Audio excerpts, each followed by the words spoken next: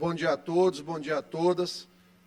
Deputada Mical, eu acho que a senhora, na mesma condição que eu, tem sido vítima nesse período agora do segundo turno de uma das figuras mais recorrentes aí do que nós temos dentro da sociedade hoje, dividida como ela está, que é o chamado ódio do bem.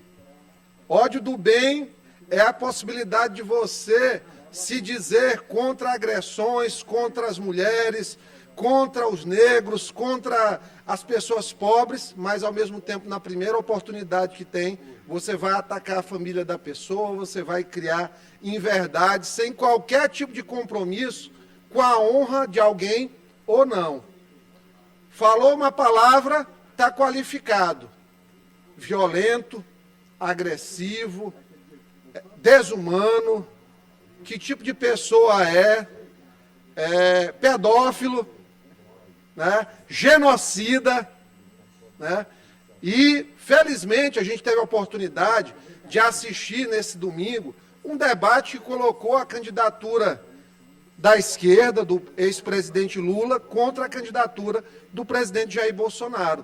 E nunca ficou tão claro, deputada, e a todos os que aqui estão, a imprensa, que existe um lado que tem um projeto de país, de estruturação econômica, de crescimento, de prosperidade, de livre iniciativa, de defesa da liberdade, inclusive de ser atacado.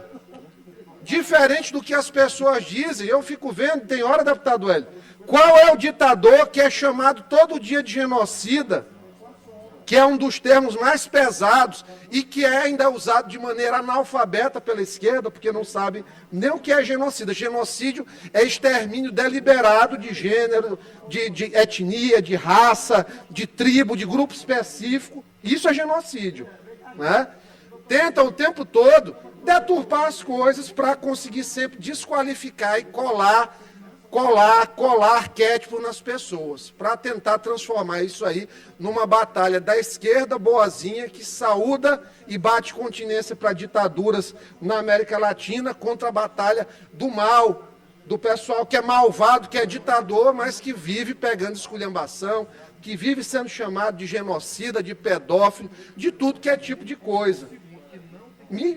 Para mim, assim, quando eu consegui entender isso, ver um debate como foi o de domingo, que o Lula foi massacrado, que pegou 5 minutos e 42 segundos de taca dentro do debate, e no outro dia ver a Folha de São Paulo dizer que teve empate no debate. Ver seu Reinaldo Azevedo ter o descaramento de dizer que Lula ganhou por pontos o debate. Gente, eu tinha uma consideração por Reinaldo Azevedo, mas depois dessa eu foi constrangido com o que aconteceu. Pois bem, é esse pessoal que não tem nenhum constrangimento em aparelhar a imprensa, esperando aí o retorno dos bilhões gastos em comunicação, é esse pessoal do ódio do bem, que não se contenta em atacar só a pessoa, tem que atacar as famílias. Esse pessoal criou mitos, vamos lá. Vamos ao primeiro aqui, o primeiro mito do genocídio. Olha, eu fiquei muito curioso de entender essa questão do genocídio, porque tem uma frase bonita que eles estão usando, que é assim: olha, o Brasil poderia ter 400 mil mortes a menos, porque o presidente não deu a vacina a tempo. Aí eu fui tentar entender de onde era esse cálculo. Aí vejam vocês, o mesmo grupo de cientistas, como teve seu Átila Yamarino, deputada, que disse que iam morrer 3 milhões de pessoas no Brasil, e morreu 75% menos de pessoas que ele falou, porque ele projetou 3 milhões de pessoas mortas no Brasil. Morreram 700 mil, a gente se solidariza, porque inclusive minha tia foi uma delas. Eu fui o primeiro cara no Brasil, foi no Brasil, fui eu a tratar de terceira dose de vacina. E pode consultar a internet no país todinho, porque se tiver alguém que tratou de primeira dose de revacinação antes no país, eu entrego meu mandato agora, não vou nem para diplomação. Pode ter certeza, porque não tem ninguém mais pró-vacina aqui do que eu. Mas a história não é assim, não. O mito dos 400 mil mortos foi um bonito chamado Pedro Alau, que foi numa sessão do Senado, e ele fez uma conta de padaria. Ele colocou que o Brasil tem 2,5% da população mundial e que tinha 11% das mortes. Ele fez uma regra de 3 e disse que o aceitável ali seria apenas um número de 300 mil mortes. Sendo que nos Estados Unidos, por exemplo, que é um país que tem uma condição social muito melhor do que a do Brasil, passou de 1 milhão de mortes. Ah, mas a população é o dobro. Mas tratar de saúde não é conta de padaria. O Maranhão, por exemplo, foi o estado que mais fracassou na vacinação. Metade só da população do Maranhão vacinou, 52%.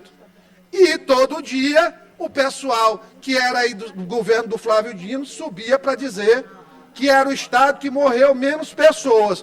Gente, não é o que menos vacinou e é o que morreu menos gente.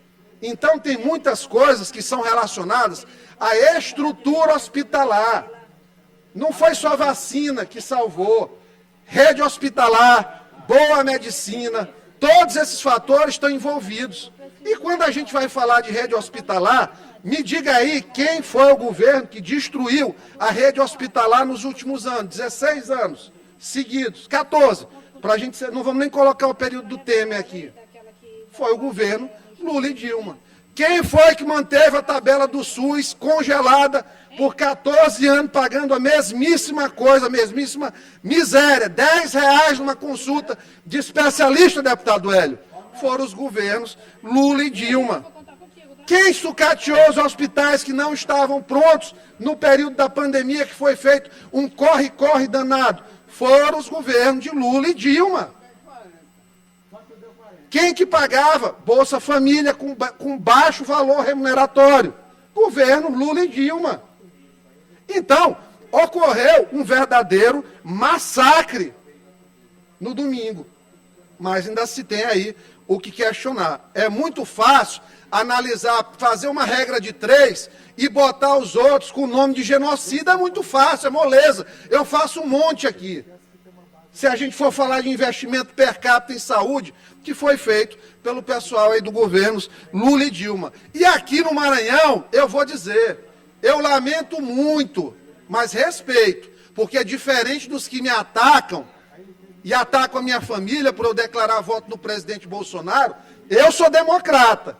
Quer votar no ex-presidiário, que foi libertado por manobra processual, porque o Código Penal Processual brasileiro é uma mãe, vote, meu amigo. Você tem todo o direito. Você tem todo o direito, vote. Eu não lhe acho pior do que eu discordo de você, mas não lhe acho pior do que eu. Agora, a gente vem aqui para subir com a verdade, porque esse pessoal, eles são uma máquina institucionalizada de mentira. A gente sabe que do lado aqui do presidente surge muita coisa contra a esquerda de fake news, que eu não aceito isso aí. Agora não dá nem para comparar. Como é que eu vou comparar Paulo Guedes com o ministro da Economia que vai vir do governo Lula, que ele não tem nem coragem de dizer quem vai ser? Como comparar a estabilidade econômica que veio nesse período todo de governo agora que se construiu bases para o crescimento do país? Como é que se compara Tarcísio de Freitas e Marcelo Sampaio com aquele pessoal que roubou, brutalmente assaltou a infraestrutura brasileira? Roubo, enriqueceu muita gente. O pessoal fala de orçamento secreto, o Congresso tem o papel dele nisso aí também. Lula fazia muito pior, destruiu a Petrobras. Dilma passou a pá de cal por cima. Correio, não vamos nem falar. Correio dava prejuízo bilionário.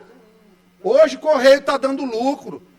Bolsonaro não tem todas as falas corretas, não tem todas as atitudes corretas, mas não dá nem para comparar o que é gestão de um com gestão de outro. Organiza a economia, gera emprego, reduz pobreza. Essa é a política social que tem que existir no país. O resto é papinho furado. Vamos lá. Maranhão, fizeram aqui um monte de gente perder dinheiro. Gente que ficou na miséria por investir em Bacabeira. Quantas pessoas, deputado Hélio, não quebraram?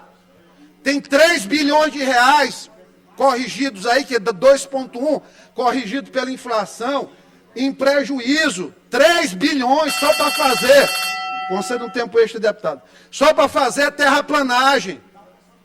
Só para fazer a terraplanagem gastaram 3 bilhões. Bandidos. Ainda tem coragem de chamar genocídio, meu amigo. É o que isso aí deixa de ir para a finalidade certa. É o que deixa de gerar tributo para poder melhorar a saúde do país. Genocídio é o hospital ser sucateado, é o que a rede hospitalar do interior do Maranhão é, das prefeituras. As escolas, o pior ensino do país. Por quê? Porque 16 anos não teve política educacional de nada. E são só apontar o dedo. Dizer que fizeram fiéis, um monte de aluno, coitado, um monte de gente desempregada, sem esperança, muita gente com diploma, que colocaram aqui debaixo do braço das pessoas sem uma perspectiva de vida. Crueldade, ladrões de sonhos e esperanças. Isso é que esse pessoal é. Sem falar em desmatamento, pobreza e tudo isso aí. Aí pegou 14 anos desse pessoal do PT e 8 anos do PCdoB. O resultado está aí, nos indicadores. E, lamentavelmente, não é só o Maranhão, não. A gente vê a Bahia, que loucura. A Bahia, o candidato do PT não vai a um debate, porque ele se agarrou aqui com Lula e quer ganhar o segundo turno só pendurado nos ovos de Lula, deputado Hélio. Que loucura! Que loucura o que está acontecendo. O cara não vai a um debate, não tem um resultado para mostrar. E o povo, que está ainda, uma grande parcela afundada na miséria, ainda está agradecendo a quem colocou a afundar, mais ainda. E é isso que a esquerda faz. Ela tira do cidadão para dar com a outra mão, para ter o aspecto que está ajudando. Ela só está afundando. Lamentavelmente, a gente ainda tem isso. Mas olha, todo mundo que está vendo isso, que está entendendo o que está acontecendo, não é batalha de negócio de bem e mal, de genocida com um ex-presidiário, não é nada disso. Tem um projeto de país, deputado Hélio. Um projeto de país em discussão, que é isso que tinha que ser o foco da história. Pauta de costume não é a prioritária nessa situação, e fica nessa coisa que leva a discussão para debaixo da cintura. Lamentavelmente está acontecendo. Existe um projeto de país, você quer que continue o que está começando a dar certo, ou vai entregar para o retrocesso do PT, para trazer mais 20 anos para trás. Quem não quiser, faça o seguinte, conquiste mais um voto até o dia da eleição. Só isso aí, só com isso aí, conquiste mais um voto. Um voto.